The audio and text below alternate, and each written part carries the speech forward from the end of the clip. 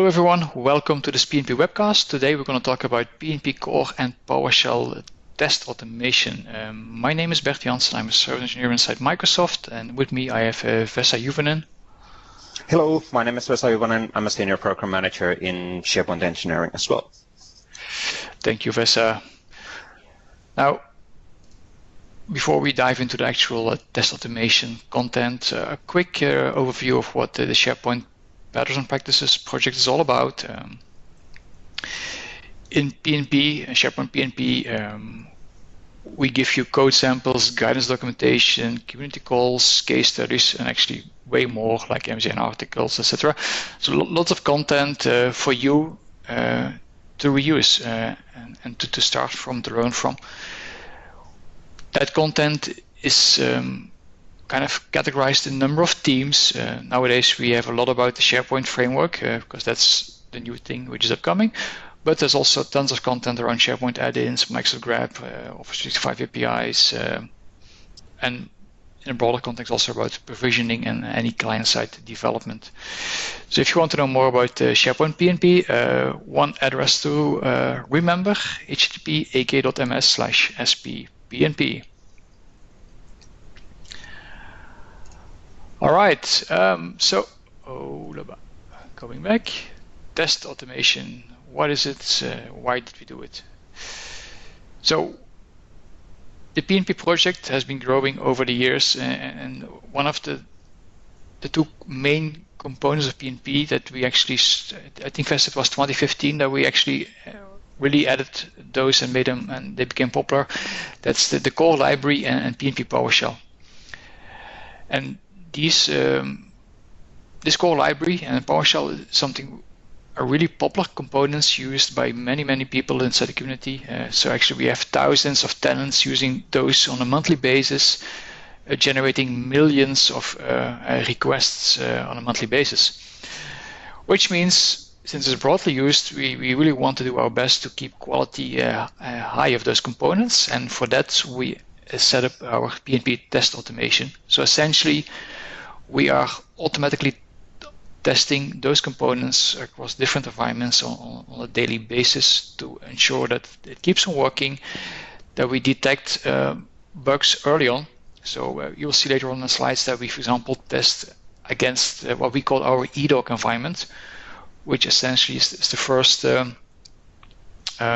tenant in the food chain of deployment. So we deploy first the eDoc, then deploy the other environments, and eventually we deploy to your environment.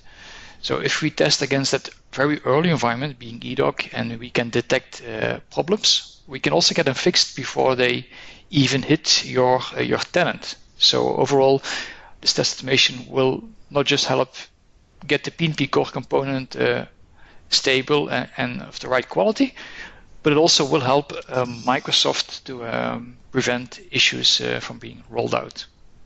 And maybe on that one, Bert, just a few notes on, because just a real story and real life experiences on that one. We've been able to catch quite a few actually bugs on the eDoc, and bugs in the eDocs are absolutely understandable because the eDoc is our development, the day-to-day build system for SharePoint Online. With this test automation, we've been able to figure out whenever there's a new builds coming out, if there's any random bugs, which would have impacted then the actual production tenants of the customers by using, and we were able to catch them and fix them before they go live for the customers. Yes, absolutely. And a reason why we are able to catch issues, you could argue like, why don't the developers catch these issues? But PnP testing is you can see this, technically speaking, it's integration testing. We test against live environments, whereas the typical developer testing is done against smaller developer environments. And with live environments, you have things like caching, which play a big role, and we've seen several issues. We caught several issues that were due to caching, because due to this sheer size of the environments, it doesn't mean that a thing works if it works on your developer box, that it also works in a huge environment. So in that sense, yes, we've been able to catch many issues already, and hopefully we don't catch future issues, but reality learns that developers make mistakes, so we will keep on catching issues. I think that's part of the development cycle of any product or service. It's not that Microsoft does bad development. I'm not saying that, definitely not at all. But it's indeed a general thing in any development project. We as developers all understand and agree with that, I think. True. And one point, just to kind of, Bert mentioned that one already, but really the PnP is more around scenarios and functionalities, and that's really the key advantage why we use the PnP also for engineering testing, because then we know that thousands of customers are using PnP Core Component and PowerShell, and they are scenarios, they're functionalities, and quite often they're not just individual method calls. They actually run through a series of functionalities to enable, let's say, a branded sites. With PnP, we can PnP at automation. We can catch those things in this series of scenarios, which is a really great advantage. Yep, that's actually a very good point that you raise. So we test a flow, a scenario, which compromises actually maybe 10, 15 CSOM calls, whereas the technical testing done by the developers is more focused on, okay, I have this particular method, this API, I test this API, it works. But we test it in a flow, and that sometimes means the API isn't working anymore. Yeah. Sure. That's about for an introduction on what it is. Now, you as PnP community member, you can get insights in our test results. So we have a site showing you our daily test runs, so you can go over there and have a look, and we'll show you in the demo later on. You can also get a daily mail digest listing all the test results. So and the reason why we actually share this with you as community is like, if you're invested in PnP, you're using it, you want to stay up to date on how it's behaving, how it's going on. So you can via the site and the daily mail. Also, if you create a new functionality, let's say you added new PowerShell commandlets, and you created test cases for them, I think you're interested also in understanding and knowing whether those test cases actually work or fail. And if they fail, you want to understand why they fail. Maybe you need to change your functionality. Maybe there's something that needs optimized. So you can learn from the test results, and then, if needed, change your contributions, kind of improve them, etc. Okay, so how do we run those tests against the core library or PowerShell? So we have a set of servers. I think today we have 4 servers. We have a SharePoint 2013 box, SharePoint 2016 box, and 2 independent build servers. And essentially what they do is fairly simple. They use an MS build script which pulls down the data from GitHub. So we take the dev branch, pull it down on the box, and then we build it, run the unit tests, and store the data in a central SQL Azure database. And that's something we do for SharePoint 2013, for MT, so the regular tenants that you guys are using. DDoc is our, let's say, our early environment for DV Next for dedicated customers. Then we have eDoc, which is the early environment for the regular MT customers, and Canary is something like an environment in between eDoc and MT. So that is going on a daily basis. Now, on top of that SQL Azure database, we have an Azure web app that you can use to get access to the test results. That web app is anonymously accessible, so you can just go over there to aka.ms/sppnp-test, and you can see the results from the public environments. So all test results coming from MT and from SharePoint 2013, SharePoint 2016, they are visible for you in an anonymous way. Results from eDoc, DDoc, and Canary, since these environments are not publicly available, we also can't make the test results public. So you won't see those. You might wonder, why do I then need to authenticate? What's the authenticated users doing? So authenticated users, they can subscribe to a a daily email. So remember that I told you that you can have like a daily email with the test results. In order to get that mail, we need to sign you up. So we know your email address and you have verified that you really want to receive that mail, that we're not spamming you. So that's why you need to authenticate at that point. The second dimension for authentication is core team members. They can see eDoc, Canary, and eDoc results. And so we check on who is authenticated to show the right data. This is a different representation of the test environments, which I already explained in the previous slide. But essentially, feature team is building functionality, and they release on a very agile pace to the MOD, to the eDoc test environment. Meaning, when I talk about agile, it's really nowadays if the developer commits, a few hours later, the code can already be deployed to eDoc. So really, really agile. And in there we have 2 stars, which is eDoc and also DDoc for the dedicated environment. So they're really early on test environments. Then typically Microsoft itself does some dogfooding. So the Microsoft production environment gets updated first. And we use it for a while. Then changes go to Canary, which is an early environment for some ISVs and partners. And finally, it goes to first release and global availability. So, and the stars indicate in which validation rings we actually do testing today.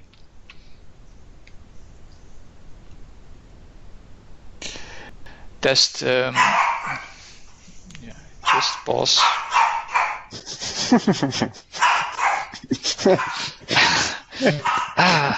Silly dog. In this slide, I'm going to explain you how the test engine actually works. So we're not using Visual Studio Test Automation to run the tests. We have our own lightweight test engine, which essentially is a console application, which uses a regular standard MS build file with some custom build tasks. So you might wonder, why do we need custom build tasks? And the reason for that one is that when we do the PnP core testing or PowerShell testing, and for the people who are familiar with that, we actually create a app config file with input data for the test. So those test cases depend on that app config file being present. And with a custom build task, we can generate the right app config file for the right environment, because the same tests are running against eDoc and against MT, against SharePoint 2030, SharePoint 2016. So those 2 components, the build file, custom build tasks, are used by MS Build. So the console application kicks off MS Build, that then uses the build file to pull down data from NuGet, create the app config file, compile the downloaded solutions. So once everything is compiled, it kicks off the Visual Studio test.console.exe, which is actually the Visual Studio test runner, but then from a console. It kicks that guy off. That guy starts to run. It takes the first test, and then we use one little custom component, the Visual Studio custom test logger over here, which essentially is a customization in Visual Studio Test Automation, where you can get the test results. So when this guy is running a test, once the test is done, it calls our custom component, which we then use to persist the test result in SQL Azure database and not on the regular file system like the default behavior of Visual Studio Test Automation. So we're sharing this with you and the code as well, because it's pretty handy and lightweight. So if you want to do some test automation in your company, you can, of course, reuse this one. That's no doubt one option. So about you can do and use whatever it is your preference. But to be fair, there's no harm for us showing how those things are done. So if you want to build an exactly the same setup, absolutely makes sense. Yep. That's why we share it. Sharing is caring. You've learned me that. All right. So what's on the radar for this test automation? First priority is adding additional test cases for the provisioning engine. There's already a lot of test cases in there, and maybe invested as a topic for a future webcast. to talk a bit more about how those test cases work and how community can extend those test cases and grow them. But essentially, we're still adding some more test cases so we can be better prepared for upcoming engine refactoring. We're also looking into automatically running the test cases from the PnP.js core library as part of our test automation, which is not yet there today, but high on the radar as well. And finally, we're looking into using Selenium, which is an open source test framework, to do coded UI tests. So essentially, it would mean that we could, for example, pull down the partner pack, build it, auto-deploy it, and test it. That would be the end result of this operation. So we can really also do some UI testing and testing of our reference solutions. All of this to ensure that they keep on working with the evolution of SharePoint, so we can keep giving you guys high quality. Yeah. No, on the Selenium and obviously on the coded UI tests, those are slightly difficult and kind of a challenging to do because we are evolving SharePoint Online so fast. So obviously we can do automation on PnP UIs like the PnP partner pack, or if you have your own, let's say, application, a remote provisioning application or whatever application. But in SharePoint Online, if you have a dependency on DOM structure, that might be changed tomorrow. And that's always a small challenge on a coded UI tests. Yep, that's maybe also one of the reasons why we want to do this coded UI test, to detect maybe the subtle changes that happen, so we can need to adjust our samples where needed. Sure. Okay, quick demo. Let's go over here. So I went to this address, which is also the AKMS address. If you use that one, you end up over here, but this essentially is testautomation.sharepointpnp.com.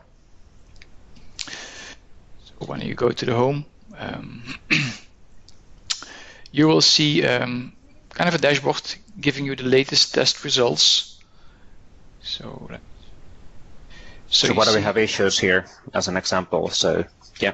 Yeah, we don't have issues. It's actually, we were lucky that we see 3 different icons in one screenshot, so that's good. So I kicked off some test runs before the call, and you see that these guys are done because they have a check mark. So the test finalized. You see the type of test is a credentials test or an app-only test. So we test both combinations of authentication models. You see the environment, SharePoint 2013, 2016, online. Here you see this guy is still running. This guy is getting started, so it flips to running within a few minutes. What else do we have in this dashboard? So if you go scroll more to the right side, you see the number of test cases, how many passed, skipped, failed, and the log. So what's typical scenario of how do I use the tool in the morning when I look at this? I see like, okay, there is we have in this case PowerShell. We have 2 failed test cases in the PowerShell. So let's click on the failed one. It brings you to a page showing the failed test cases together with the skipped test cases, the not found, and the passed test cases. So you can search for a test case here if you want to find a particular one. But typically you're interested in the failed ones. So you can see over here, you see the first error. When you click on actual test case, you get more details. The actual error message, the stack trace, the output of the console. All the data is there for you to understand why it failed and if needed, try to fix it. So in this case, Bert, what would be the reason? So that had failed for PowerShell as an example. Oh, that was for app only. Yeah. So yeah, it's an unauthorized error. So we need to investigate. Errors are not always indicating what really went wrong, but yeah. But this app only, yeah. So somehow this get web templates test failed for PowerShell. Okay. Also, PowerShell is fairly new in the test suite. So we added it like a couple of weeks ago, which means that not everything is ironed out yet. There are some test cases which keep on failing, so we still need to do some work to kind of mature that. Whereas the core component testing is already mature. If test cases fail over there, then yeah, something's wrong. All right, one last little thing to show you guys. So if I go to settings, I will be forced to sign in. Well, actually, it did sign in me. So I signed in right now. And then once you're signed in, you will see your status. So typically you will be community member status. But you can, the important thing here is that you can check this set me a daily test summary, enter your email address and update. At that point, we will send you a mail to this address to confirm your subscription. If you then via the mail confirm subscription, you will get a daily status mail showing the test results. All right, I think that covers up the demo. Let's flip back to slides. Sounds good. Just to recap, what are the important resources for you? Our test automation site, the one showed in the demo, so https testautomation.sharepointpnp.com. And if you want to leverage the source code, either from the engine, which we explained on the slide, remember the slide with the build, the MS build script, the custom build tasks. So if you want to reuse the engine for your needs, the engine currently resides in the site score repository at this location. So under site score, there's a tools folder containing this unit test tool. We also recently shared the actual test UI, so the website you saw before, and the engine that sends out mail notifications. I don't expect you to typically just reuse it as is, but it can be an inspiration for you to use in your company. So that's why we just shared it, so you can, if you want to leverage it, why not? Yes, yeah, absolutely. Exactly. Yeah. I think that kind of summarizes the test automation webcast. So things to remember is that we do test automation to keep improving quality and keep up with the evolution of the SharePoint platforms. And for you, you can always see how PnP is doing. And if you build your own test cases, you can see how they are doing as well. And you can get kind of a daily mail, so you don't have to go to the site each day and see like, well, how did my test case run? No, you just subscribe, you get your daily mail, and you see in your mailbox like, okay, everything is fine or not fine.